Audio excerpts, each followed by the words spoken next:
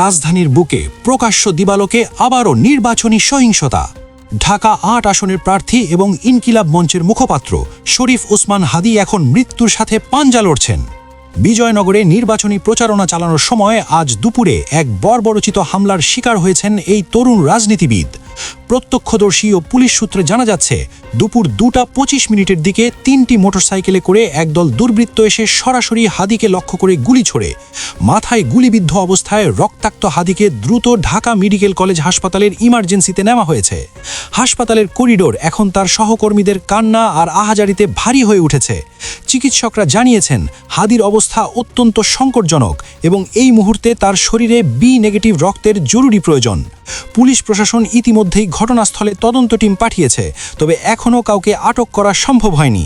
এর আগেও গত নভেম্বরে হাদী জানিয়েছিলেন, দেশি বিদেশি 30টি নম্বর থেকে তাকে এবং তার পরিবারকে হত্যার হুমকি দেওয়া হচ্ছিল।